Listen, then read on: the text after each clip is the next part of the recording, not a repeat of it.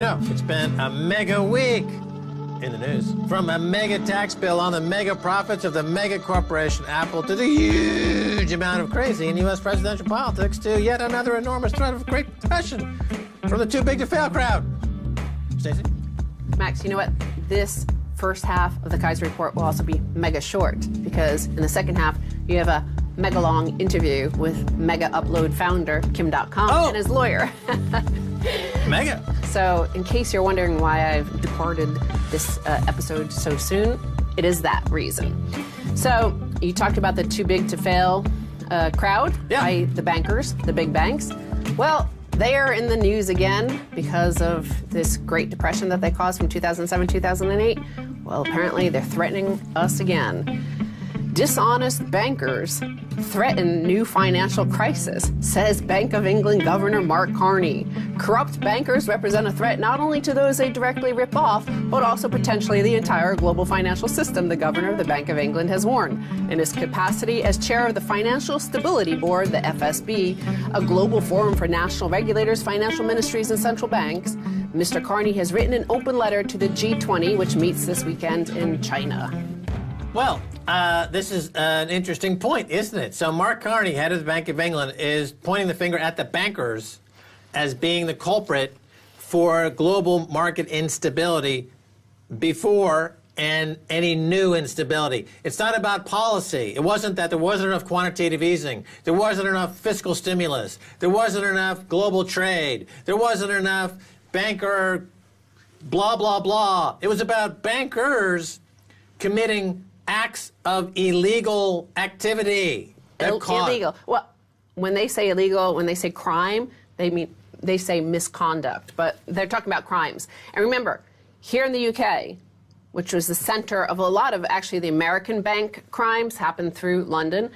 Remember the Prime Minister, the previous Prime Minister, David Cameron, and his Chancellor, George Osborne, said we need to stop banker bashing. Here's the actual quote from Mark Carney, the governor of the Bank of England, to these G20 leaders. He says, the incidence of financial sector misconduct has risen to a level that has the potential to create systemic risks by undermining trust in both financial institutions and markets, he says. So the article points out the tens of billions of dollars and pounds across the world that has been paid in fines, but no threat of any sort of prison terms for most of the bankers. It's because bankers are involved in illicit activity as per the words of Mark Carney, who runs the Bank of England. That's what he's saying. But whenever you say that on any other media outlet here in the UK especially, they'll say, no, no, no. It's not those people. It's the policies. We need to change the policies. You need a Labour government. You need a Conservative government. You need a more dovish federal bank. You need a more hawkish federal bank. They refuse to point at the obvious point that Mark Carney is making, is that you have individuals, bankers, involved in illicit activity that's causing economic hardship. When people are upset at why their lot in life is so bad, it's because there are people. They're called bankers. They're involved in illicit activity, as per Mark Carney, who also said a couple of years ago he didn't think putting bankers in jail would accomplish anything. At that time, we said, put bankers in jail, Mark. Don't be shy. Now he's waking up to the fact that you need to actually take on the illicit activity of bankers. Yes, and there are 2 points here.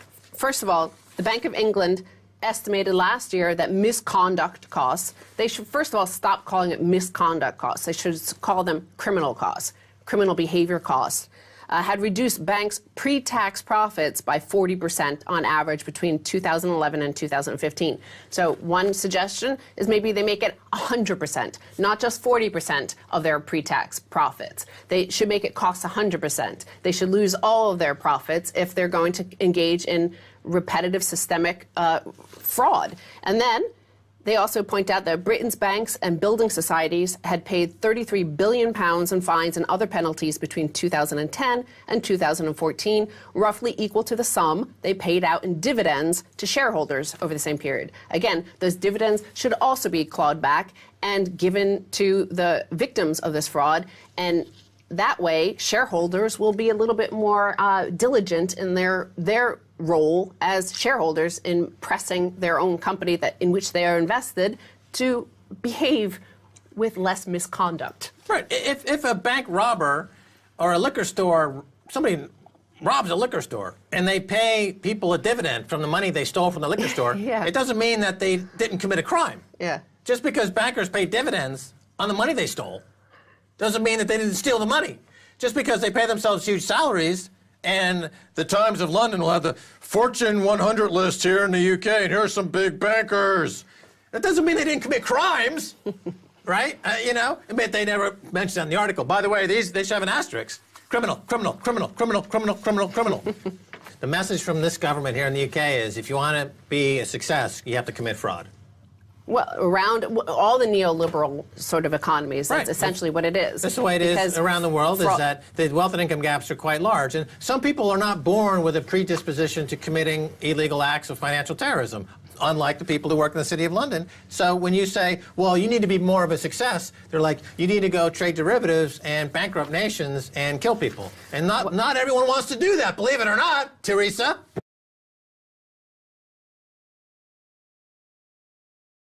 Is she personally prepared to authorize a nuclear strike that could kill 100,000 innocent men, women and children?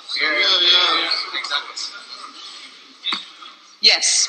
And I have to say to the honourable gentleman, the whole point of a deterrent is that our enemies need to know that we would be prepared to use it. Welcome back to the Kaiser Report. Time now to go to Auckland, New Zealand. Speak with Kim Dotcom and his lawyer, Ira Rothkin of TechFirm.com. Many of our guests, of course, need their lawyer when appearing on our show, especially when taking on the entire Hollywood IP cartel industry.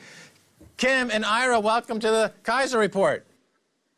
Hello, Max. Hello, Max. Thanks for having us. All right, great. So, Kim.com, you've got a tweet there on your tweet stream up at the top. It says, quote, I never lived there. I never traveled there. I had no company there. But all I worked for now belongs to the U.S., end quote. For those that don't know your circumstances, how you got to tweet this tweet, tell us a little bit about that.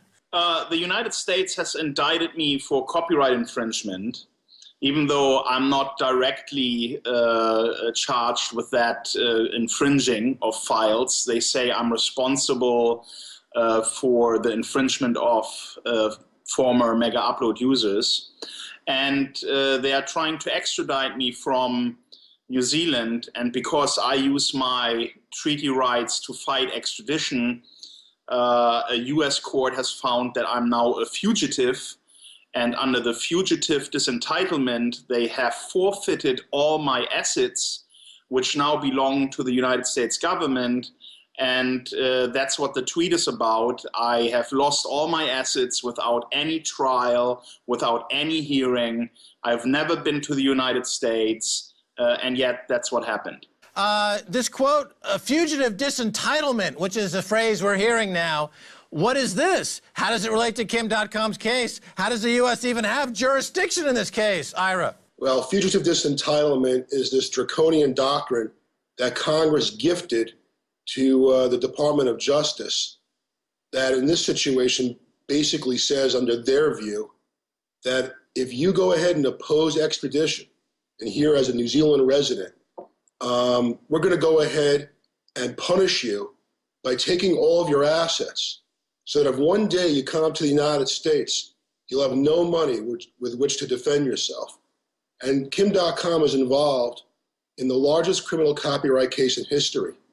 And we have a very productive defense going on here in New Zealand. There's even a safe harbor for internet service providers against any kind of criminal claims. The United States, not liking that, now has gone ahead and used the fugitive disentitlement doctrine, taken all of Kim.com's assets, and so if he comes to the U.S., there will not be an even playing field.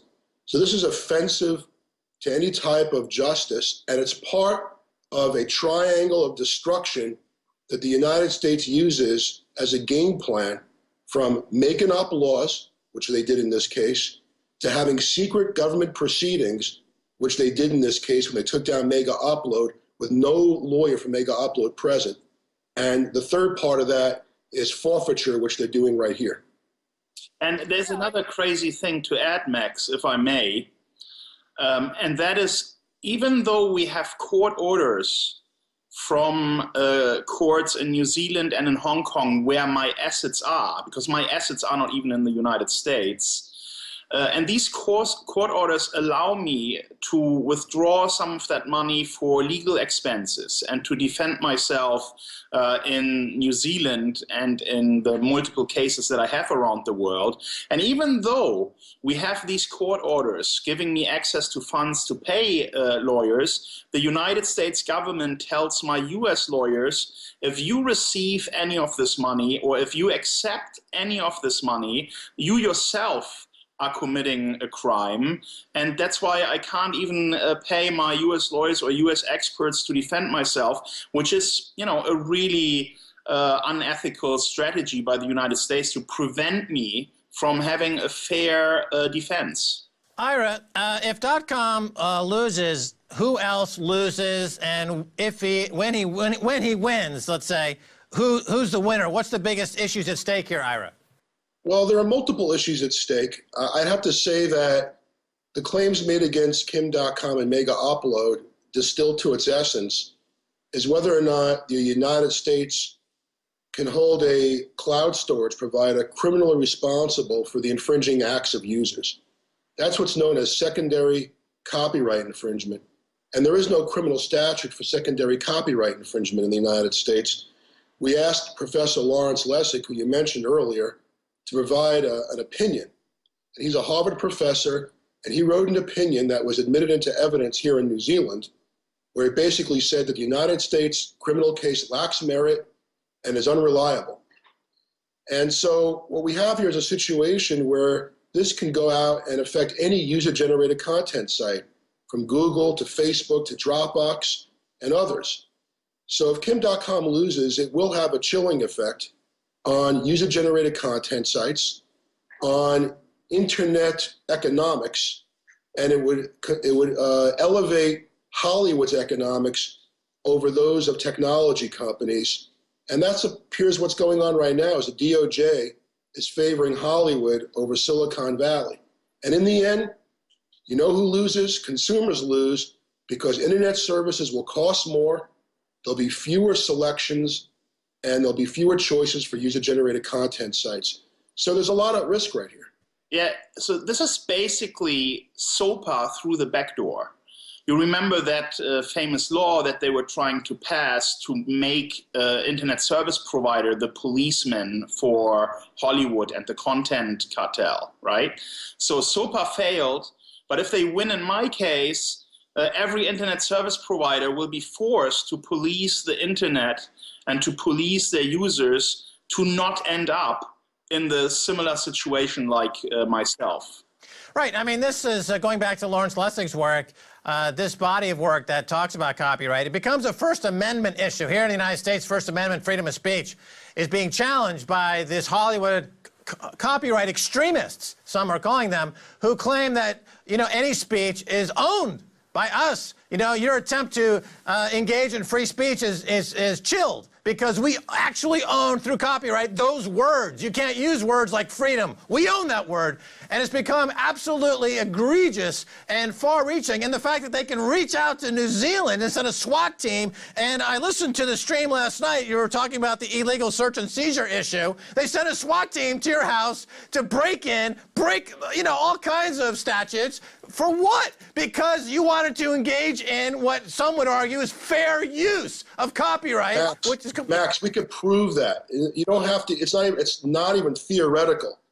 When this case started in January of 2012, the first thing the United States did was they went in on a secret proceeding where no lawyer for Mega Upload could be present, where no lawyer could tell a judge, hey, wait a second, there is no such thing as criminal secondary copyright infringement. And you know what they did? They took down the entire Mega Upload site, not just alleged infringing works. They took it all down, from wedding photos to Microsoft Word documents to all sorts of First Amendment protected speech. And it stayed down. They've done nothing to give consumers and other users of Mega Upload access to their First Amendment protected information. And when that raid happened, the First Amendment was injured, and it was injured irreparably. So as we sit here today, all that data is lost from consumers, and all that speech is gone from the internet, and that's the result of a secret government proceeding without us being present. Right. I mean, the current leader of the MPAA, Chris Dodd, who has been involved in a lot of dodgy deals going back. I had experience with him in Hollywood Stock Exchange in Los Angeles. Bart Chilton agrees with me, by the way, that he was completely compromised and acted in a venal, self-interested way outside of what would normally be a legal norms. They think they're Arnold Schwarzenegger. You know, Jack Valente, the former MPAA, he thinks he's Bruce Willis. You know, they don't know where their manhood ends and reality begins. They're completely traipsing over free speech, all these legal proceedings. Now, Kim.com and Ira, you guys are set up along with our friends over at Bank to the Future to do a funding for your next round, because entrepreneurs got to be entrepreneurs, despite what Chris Dodd might think. It's called BitCash and Mega Upload 2.0. We got a couple of minutes. Can you describe what's happening here? So let's start with Mega Upload 2.0. It's obviously another cloud site where users can upload files. We will cache these files and make them available for users. And they will be fully encrypted in transit. They will be encrypted by a third-party provider who then provides them to MU2, that's, you know, the short name for it. And then, you know, we will not know our users, we will not know the contents of the files, we'll not even have an upload IP address for any files uploaded to the service. So it will be the most private cloud system ever invented.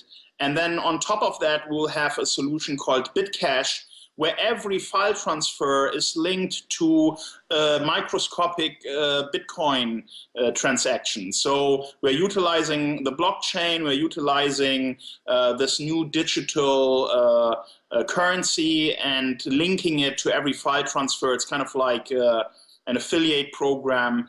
And the combination of those two things, I think, will break new ground. Right. The interest in this has already been quite robust all over the world. And I think you're looking to launch a product, part of this product, in the early part of 2017, correct? Yes. The live stream, you guys had a win by having the live stream available to everybody for this proceeding for the next few weeks. So, Ira, what can we expect for the next few weeks from the live stream? Why is it important? And what exactly are you guys discussing in the courts over there in Auckland? I think you're going to see a trail of government abuse. You're going to see that the United States came to New Zealand, got involved in a raid. A copyright is not even an extraditable offense under the treaty. You have a safe harbor, which is called 92B, which applies to ISPs from any criminal liability.